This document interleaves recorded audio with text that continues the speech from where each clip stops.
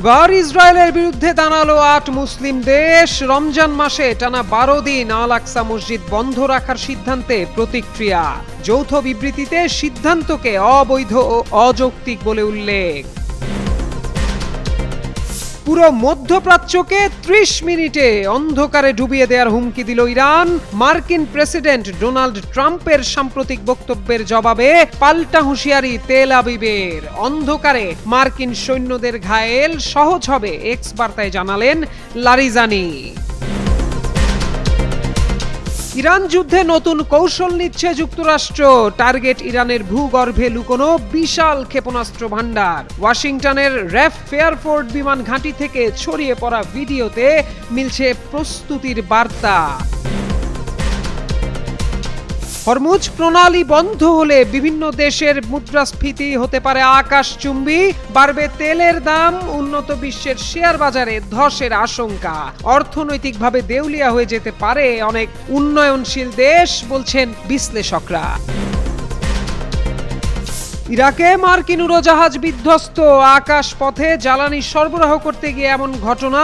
শুরু হয়েছে উদ্ধার তৎপরতা। শত্রুপক্ষের হামলায় এমনটি হয়নি, দাবি সেন্টকমের।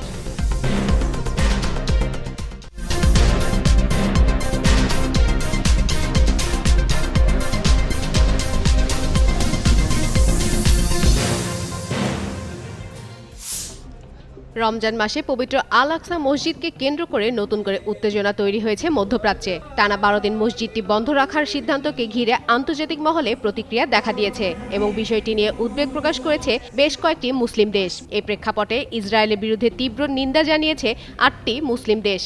কাতার, জর্দান, ইন্দোনেশিয়া, তুরস্ক, পাকিস্তান, সৌদি আরব, মিশর এবং সংযুক্ত আরব আমিরাতের পররাষ্ট্রমন্ত্রীরা বুধবার এক যৌথ বিবৃতিতে এই সিদ্ধান্তকে অবৈধ ও অযৌক্তিক বলে উল্লেখ করেন। পূর্ব জেরুজালেমের পুরনো শহর ও পবিত্র ধর্মীয় স্থানে ফিলিস্তিনিদের প্রবেশে ইসরায়েলে আরোপিত বিধিনিষেধ আন্তর্জাতিক আইন ও আন্তর্জাতিক মানবিক আইনের স্পষ্ট লঙ্ঘন। পাশাপাশি আল আকসা মসজিদ প্রাঙ্গণে ইসরায়েলি বাহিনীর উস্কানিমূলক কর্মকাণ্ড এবং মুসল্লিদের বিরুদ্ধে নেওয়া পদক্ষেপেরও সমালোচনা করা হয়। দেশগুলো দাবি করেছে দখলকৃত জেরুজালেম এবং সেখানে অবস্থিত ইসলামী ও খ্রিস্টান পবিত্র স্থানগুলোর উপর ইসরায়েলের কোনো সার্বভৌমত্ব অধিকার নেই। তারা আরও উল্লেখ করে আল আকসা মসজিদের তত্ত্বাবধায়ন ও প্রশাসনের আইনগত দায়িত্ব জর্ডানের ধর্ম বিষয়ক মন্ত্রণালয়ের অধীন জেরুজালেম ওয়াকফ বিভাগের। যৌথ বিবৃতিতে ইসরায়েলকে অবিলম্বে আল আকসা মসজিদের ফটক খুলে দিতে, জেরুজালেমের পুরনো শহরে আরোপিত বিধিনিষেধ প্রত্যাহার করতে এবং মুসল্লিদের অবাধ প্রবেশ নিশ্চিত করার আহ্বান জানানো হয়। অন্যদিকে ইসরায়েল বলছে ইরানের সঙ্গে চলমান যুদ্ধ পরিস্থিতির কারণে নিরাপত্তাজনিত ব্যবস্থা হিসেবেই এইসব সীমাবদ্ধতা আরোপ করা হয়েছে।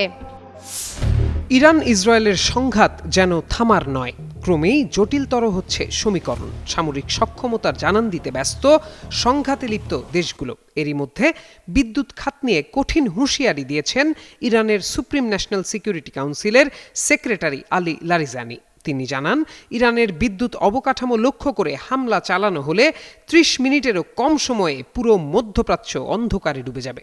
বৃহস্পতিবার সামাজিক যোগাযোগ মাধ্যম এক্সে এমন বার্তা দেন লারিজানি। মার্কিন প্রেসিডেন্ট ডোনাল্ড ট্রাম্পের সাম্প্রতিক বক্তব্যের জবাবে তিনি এই হুঁশিয়ারি দেন। ইরানের শীর্ষ এই নিরাপত্তা কর্মকর্তা আরও বলেন, অন্ধকার এমন পরিস্থিতি তৈরি করবে যখন নিরাপদ আশ্রয়ের খোঁজে থাকা মার্কিন সেনাদের শিকার করার যথেষ্ট সুযোগ তৈরি হবে।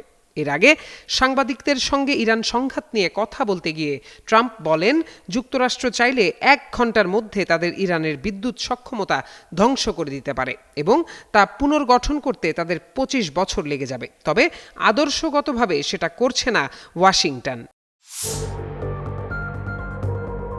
ইরানের ধারাবাহিক হামলায় যখন চাপে পড়েছে ইসরায়েল ও যুক্তরাষ্ট্র, তখন পাল্টা বড় ধরনের সামরিক পদক্ষেপের প্রস্তুতি নিচ্ছে ওয়াশিংটন। এবার লক্ষ্য ইরানের গভীর ভূগর্ভে লুকানো বিশাল ক্ষেপণাস্ত্র ভান্ডার, যা পরিচিত মিসাইল সিটি নামে।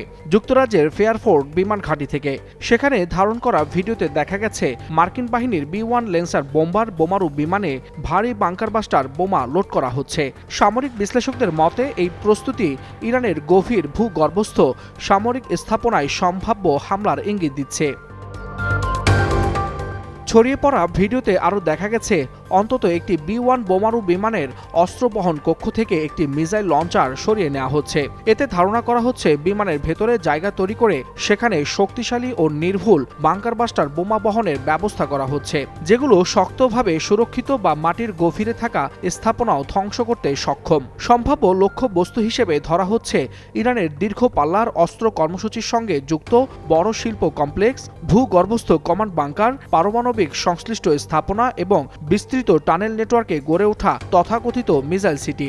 এখানে ইরান ব্যালিস্টিক ক্ষেপণাস্ত্র ও ড্রোন সংরক্ষণ করে বলে ধারণা করা হয়। বিশ্লেষকদের মতে দূর থেকে ক্রুজ মিসাইল হামলার চেয়ে বোমারু বিমান লক্ষ্যবস্তুর কাছাকাছি গিয়ে অনেক বেশি সংখ্যক নির্ভুল বোমা নিক্ষেপ করা সম্ভব হয়। এতে বড় এলাকা ধ্বংস করা কিংবা শক্তভাবে সুরক্ষিত ভূগর্ভস্থ স্থাপনায় আঘাত হানা সহজ হয়। এদিকে সংঘাতের প্রভাব ছড়িয়ে পড়ছে জ্বালানি অবকাঠামো ও গুরুত্বপূর্ণ সমুদ্রপথে। তেলবাহী ট্যাঙ্কারে হামলা এবং হরমুজ প্রণালীর কাছাকাছি জাহাজে নৌ ড্রোনের আঘাত বিশ্ব জ্বালানি বাজারে বড় ধরনের অস্থিরতার আশঙ্কা তৈরি করেছে। ওয়ালিউল হাসানাত, যুগান্তর নিউজ। বর্তমান ভূরাজনীতির প্রেক্ষাপটে পারস্য উপসাগরের নীল জলরাশি এখন আর কেবল তেলবাহী জাহাজের পথ নয়, বরং এটি হয়ে দাঁড়িয়েছে বৈশ্বিক অর্থনীতির সবচেয়ে সংবেদনশীল চোখ পয়েন্ট। ইরান ও ইসরায়েল যুক্তরাষ্ট্রের মধ্যকার চলমান সংঘাত আজ যে পর্যায়ে পৌঁছেছে তাতে হরমুজ প্রণালী বন্ধ হওয়ার উপক্রম কেবল একটি আঞ্চলিক শঙ্কা নয়, বরং বিশ্ব অর্থনীতির জন্য এক মহা বিপর্যয়ের সংকেত। প্রশ্ন উঠেছে, আমরা কি তবে এক নজিরবিহীন বৈশ্বিক মন্দার দ্বারপ্রান্তে? ভৌগোলিক অবস্থানের কারণে হরমুজ প্রণালী কৌশলগতভাবে অপ্রতিদ্বন্দ্বী। বিশ্বের মোট উৎপাদিত খনিজ তেলের প্রায় 1/5 এই সরু পথ দিয়েই পরিবাহিত হয়। গত কয়েক সপ্তাহে ইরান ও ইসরায়েল যুক্তরাষ্ট্রের পাল্টাপাল্টি সামরিক পদক্ষেপের ফলে এই নৌপথের নিরাপত্তা এখন সুতার উপর ঝুলছে। যদি তেহরান তার হুমকির বাস্তবায়ন ঘটিয়ে এই প্রণালী দিয়ে জাহাজ চলাচল পুরোপুরি বন্ধ করে দেয়, তবে আন্তর্জাতিক বাজারে জ্বালানি তেলের দাম রাতারাতি নিয়ন্ত্রণের বাইরে চলে যাবে।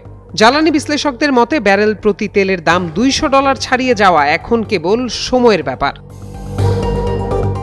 এই সংকটের প্রভাব কেবল তেলের বাজারেই সীমাবদ্ধ থাকবে না। হরমুজ প্রণালী রুদ্ধ হওয়ার অর্থ হল বৈশ্বিক সাপ্লাই চেইন বা সরবরাহ শৃঙ্খলে এক ভয়াবহ ছেদ। তরলীকৃত প্রাকৃতিক গ্যাস বা এলএনজির একটি বিশাল অংশ এই পথ দিয়ে এশীয় ও ইউরোপীয় বাজারে পৌঁছায়। ফলে শিল্পোন্নত দেশগুলোর উৎপাদন ব্যবস্থা স্থবির হয়ে পড়ার ঝুঁকি তৈরি হয়েছে। বিশেষ করে মধ্যপ্রাচ্যের জ্বালানির ওপর অতিমাত্রায় নির্ভরশীল দক্ষিণ এশিয়া ও ইউরোপের দেশগুলোর মুদ্রাস্ফীতি আকাশচুম্বী হতে পারে। এমন এক পরিস্থিতি তৈরি হতে পারে যেখানে উন্নত বিশ্বের শেয়ার বাজার ধসে পড়ার পাশাপাশি উন্নয়নশীল দেশগুলোর অর্থনৈতিকভাবে দেউলিয়া হওয়ার উপক্রম হতে পারে। হরমুজ প্রণালী আজ কেবল একটি ভৌগোলিক রেখা নয়, বরং এটি বৈশ্বিক স্থিতিশীলতার মানদণ্ড।